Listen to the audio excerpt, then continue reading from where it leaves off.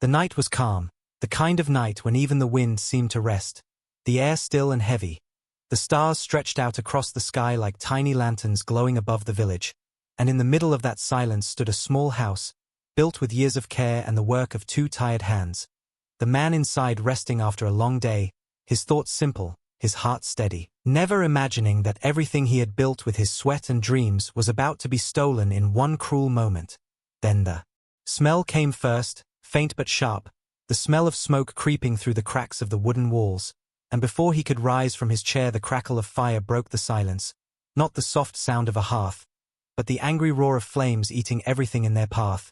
He rushed to the door, flinging it open, and the sight before him froze his blood. The walls of his home already glowing with orange light, the fire climbing higher, licking at the roof, sparks bursting into the air like cruel stars, and beyond the fire, in the distance, he saw them, the ones who were supposed to be his allies, the ones he had trusted, the powerful men of the Empire, standing together in the night with torches still smoking in their hands, their faces twisted with pride, their laughter carrying across the burning field, a sound sharper than the fire itself. He stumbled back, his mind racing, his chest tightening as if the fire outside had leapt into him. He wanted to rush back inside to save something, anything, but the heat pushed him back, the smoke burned his eyes, and every crack of wood collapsing was like a bone breaking inside his chest. His neighbors peeked from their windows, whispering, afraid to come out, afraid to speak against the men who ruled them. So they stayed hidden, leaving him alone, standing in the glow of his dying home. He could hear their laughter again, cruel and mocking, as if his pain was nothing more than entertainment. And in that moment he felt something inside him shift, grief and rage twisting together into something sharper, colder. His fists clenched so tightly his nails cut into his palms. But he did not scream. He did not fall to his knees like they wanted. He stood there, his face lit by the flames, his eyes fixed on the men who had taken everything from him. The fire roared higher, the roof caved in, sparks shot into the night sky, and still he did not move, he only watched, every second carving itself into his memory, every face, every laugh, every detail of the night burned into him more deeply than the fire burned his home. He knew why they had done it. Deep inside he knew. They wanted to show him that he was nothing, that he was weak, that they could destroy him whenever they wished, and no one would stop them, no one would dare stand up. But as the flames ate the last of his walls, as the laughter of the powerful filled the night, a quiet promise formed inside him. A promise not spoken aloud, a promise forged in fire and ash, that what they had started tonight he would finish, and when he was finished, they would understand pain in a way they had never imagined. They would learn what it meant to watch everything they loved turn to ash, just as they had made him watch. The fire reflected in his eyes, but behind that reflection was something darker, something waiting. The night that began with fire would end with silence, but it would not be the end. It would be the beginning of a storm that even the Empire could not control, and as the last beam of his house fell into glowing embers, he turned his gaze from the flames to the men laughing in the dark, and he smiled, not a smile of joy, not a smile of defeat, but the cold smile of a man who had nothing left to lose, and everything left to take back. The morning came heavy with silence, the sun rising over black ground where once a home had stood, smoke still curled in thin lines from the ruins, carrying the smell of ash and sorrow across the village, and the man stood among it, his bare feet pressing into the cold earth, his eyes fixed on the charred remains of his life. What had once been his roof was now scattered wood, blackened and broken. What had once been his table was nothing but twisted iron and ash. He bent down slowly, his hand brushing over the ground until it found a small piece of burned wood. He lifted it, the edges crumbling under his fingers, and he held it close, not because it had value, but because it was the only piece left of the life they had stolen from him. He looked around at the neighbors, at the eyes peering from cracked shutters, at the lips whispering behind closed doors. No one spoke to him, no one came forward, their silence louder than any word, their fear of the Empire stronger than their pity. For him, they all knew who had done it. They had all seen the torches in the hands of the powerful, but no one dared to point, no one dared to stand beside him. So he stood alone, his grief quiet, his rage hidden, but not gone, never gone. He walked slowly through the ruins, every step a memory breaking under his weight, every corner of the burned house reminding him of nights spent building, days spent working, hours spent dreaming, all gone in one cruel night. and he thought of their faces. The men who had laughed, their eyes cold, their voices mocking. He thought of how they stood together as if untouchable, as if gods on earth, and something inside him hardened. He had been weak, that was what they believed. But they did not know what they had created, in trying to destroy him. They had given him fire of his own, silent and deep, a fire that would not stop until it consumed them. He left the ruins and walked toward the river, his reflection staring back at him from the dark. Water, the reflection of a man no longer broken but waiting, patient as stone, and he whispered to himself words no one else would hear, that they would fall, one by one, piece by piece, until nothing was left of their empire but ashes. The villagers began to see changes in him, small at first, the way he no longer bowed his head when the soldiers passed, the way his eyes followed the empire's carriages with quiet calculation, the way he spent long nights away from his burned land, moving in shadows, watching, learning, listening. The powerful men dismissed him. They thought he was defeated. They believed his silence was weakness. But his silence was sharper than any sword. His silence was planning. One evening as the sun sank, he was seen walking the hills above the empire's storehouses, his eyes tracing the guards' movements, counting the torches that lit their path. Another night he was spotted near the market, listening to merchants complain about unfair taxes, hearing where the empire stored its grain and gold. He said nothing, only nodded, but every word, every detail became a part of the storm building inside him. The empire was wide, its hands in every part of the land, but even empires have cracks, and he began to see them. Tiny cracks that no one else dared to look at, the cracks that would grow if pushed in the right way. He began with whispers, quiet words in the tavern, a suggestion here, a story there, tales of how the empire was not as strong as it seemed, how accidents were rising, how fate itself was turning against them, and slowly, the whispers spread, people began to believe, fear shifted, not fully but enough to shake the ground beneath the empire's feet. And still he stayed in the shadows, not revealing his hand. He was not ready yet. His eyes returned every day to the ashes of his home, and each time he looked he remembered why he could not stop, why he could not forgive.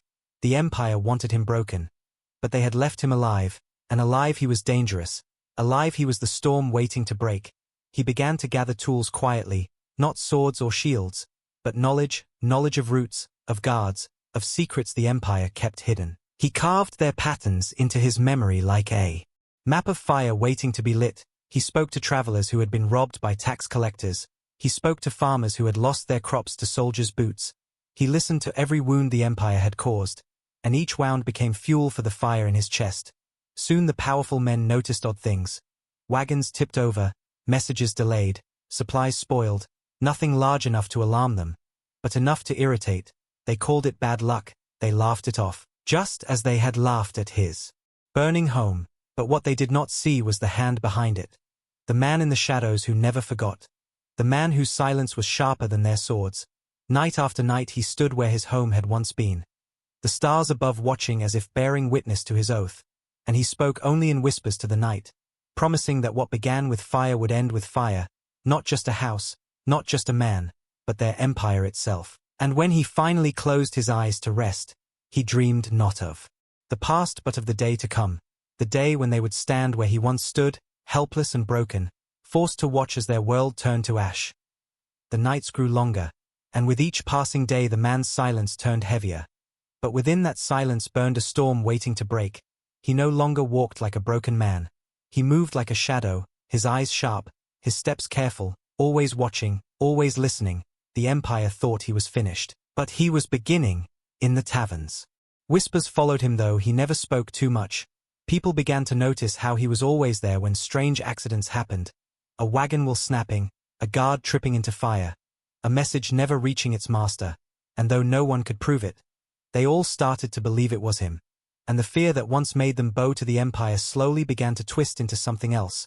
A quiet hope that perhaps someone was daring enough to fight. But the man did not seek their praise. He sought only revenge. Every night he walked to the ruins of his home, kneeling among the ashes, his hands pressing into the earth until his palms were black with soot.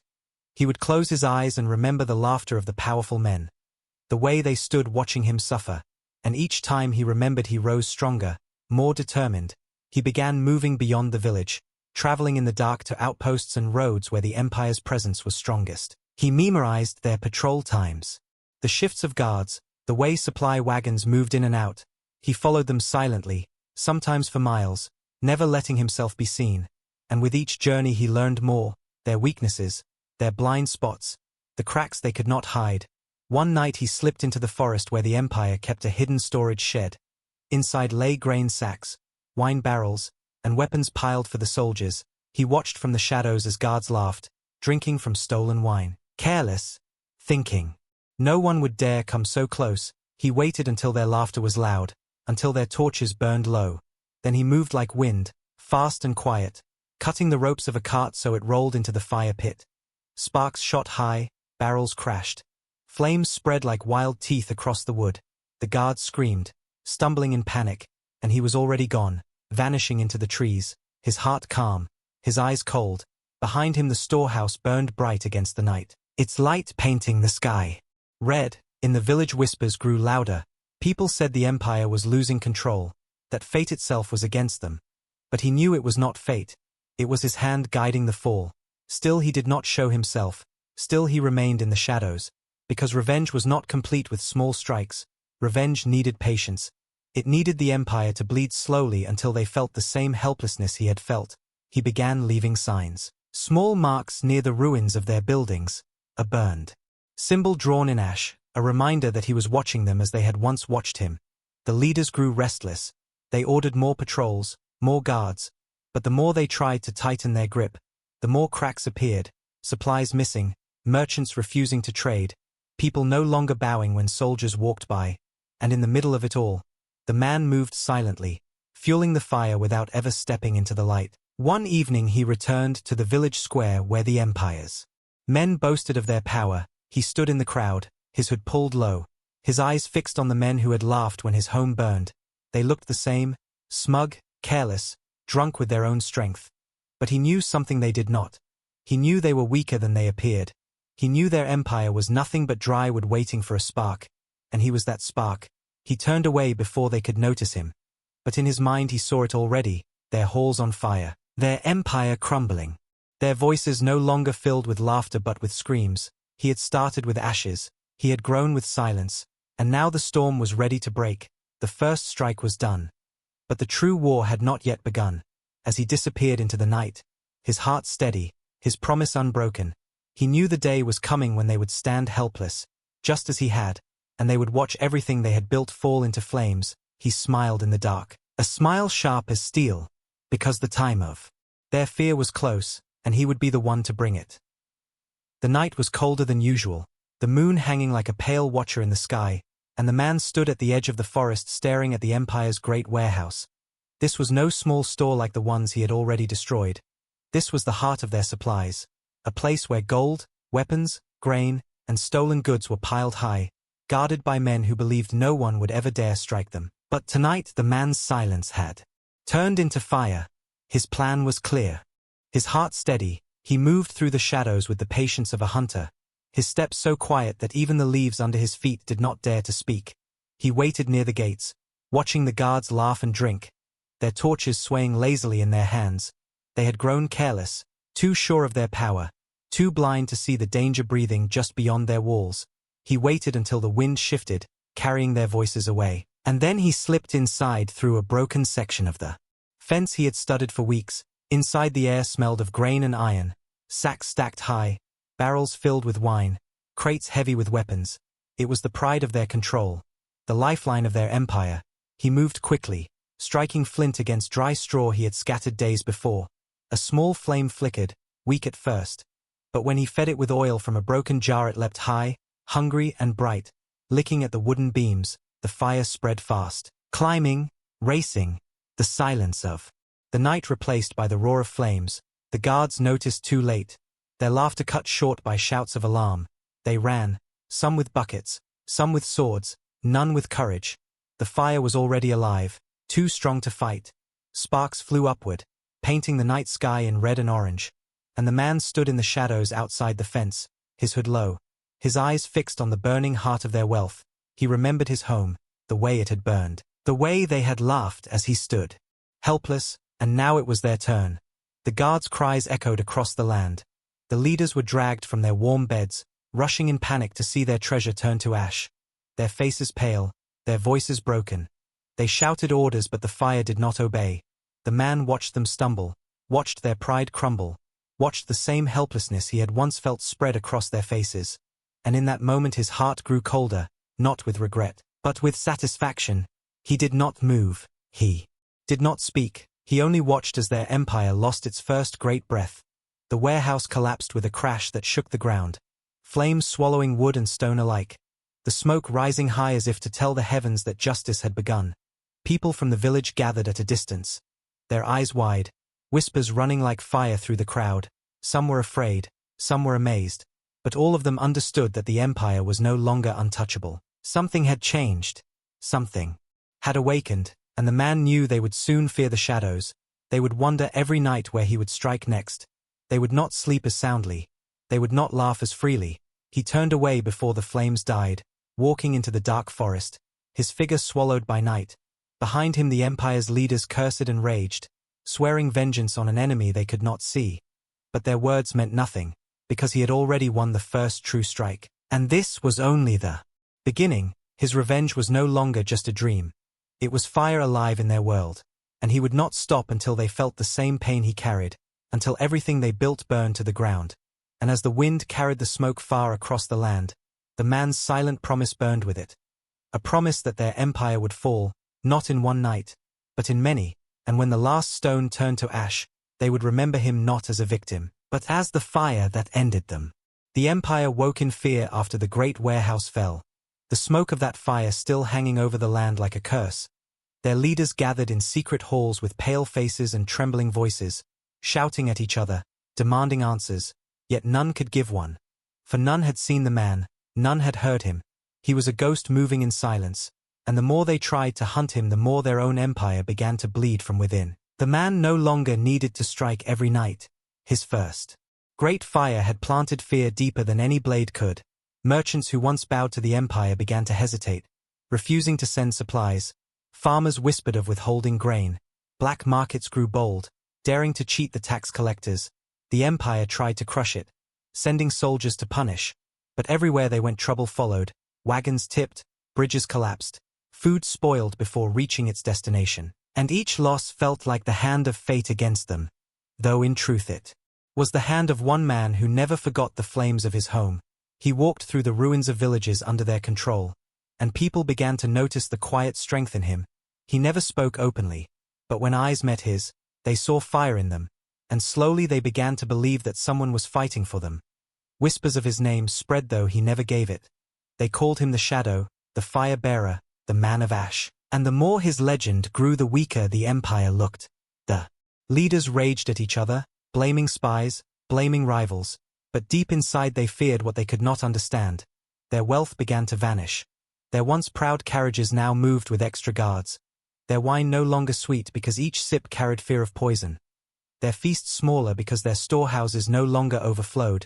The man struck carefully, never too much at once, always enough to remind them that he was watching, that their power was slipping. He learned to move with the wind, to speak only when needed, to vanish before dawn. He left behind burned symbols on walls, marks in the dust, signs that told them they were never safe. The soldiers grew restless, patrolling night and day, but their eyes carried shadows under them from lack of sleep. Their hands trembled at every sound, because they knew the fire could come again at any moment. The villagers watched, and for the first time in years they did not lower their heads completely. They began to speak of freedom, though quietly, as if afraid the words themselves might anger the empire. Yet the words spread like roots underground, strong and hidden. The man heard them and knew his revenge was growing larger than himself. But he did not turn away, because his heart still remembered the night of his home. The laughter of the powerful men as his life turned to ash, and until they paid in full he could not stop. One evening he returned to the hills overlooking the empire's grand hall, its tall windows glowing with the light of feasts, its stone walls strong and proud. He watched from the darkness, listening to the music carried on the wind, the sound of men still drunk on their pride, and he whispered to himself that soon even this hall would fall, that soon they too would watch as he had watched, helpless while everything they loved burned. He turned away with calm steps, for he knew the cracks were spreading, and an empire with cracks cannot stand forever. He would not need to strike every building. He would only need to push at the right time. And the weight of their own corruption would crush them. The man moved back into the shadows. The villagers carried rumors in his absence. The leaders grew desperate, and the empire that once believed itself unshakable now trembled at the whisper of a single man. The same man they had thought weak.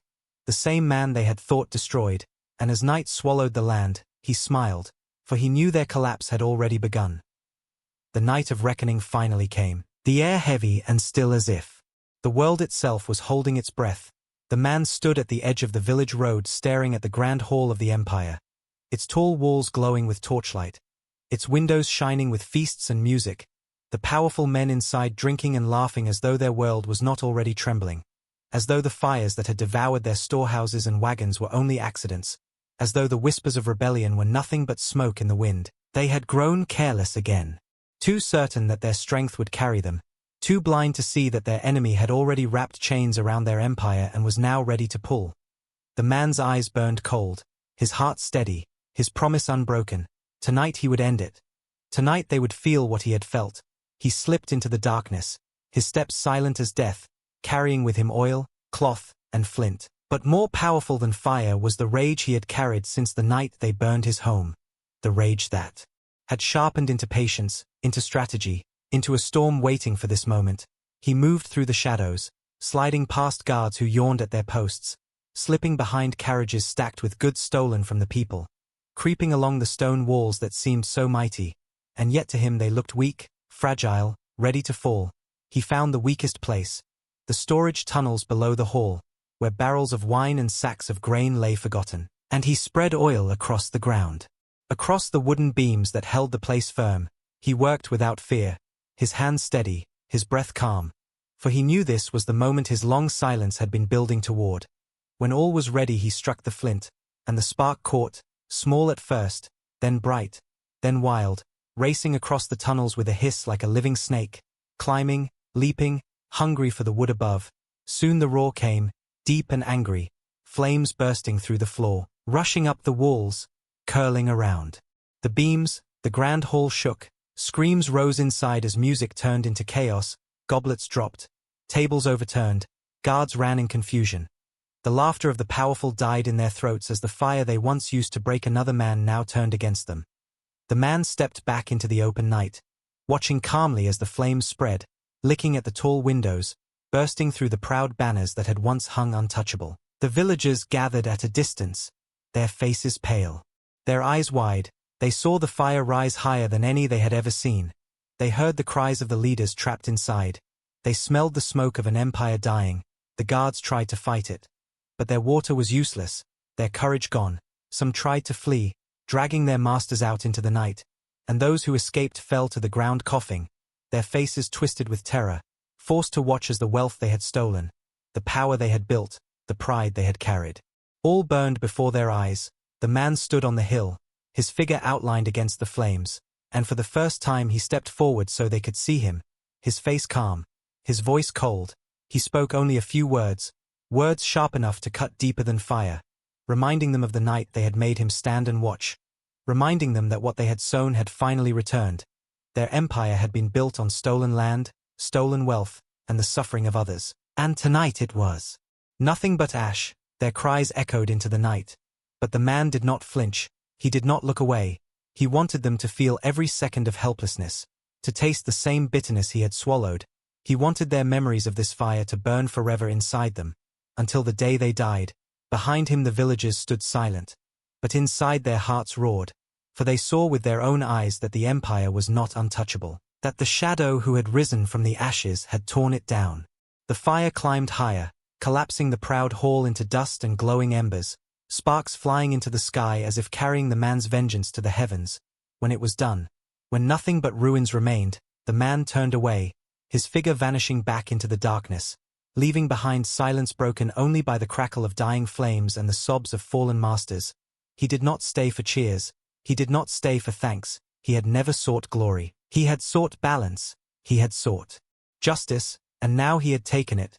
The empire that once laughed as his home burned had finally watched their world turn to ash, and the man, the shadow born of fire, walked on into the night knowing that his promise had been fulfilled, and though the land would rebuild, though new powers might rise, none would forget the night when one man's grief and rage brought an empire to its knees and left it in smoke and silence.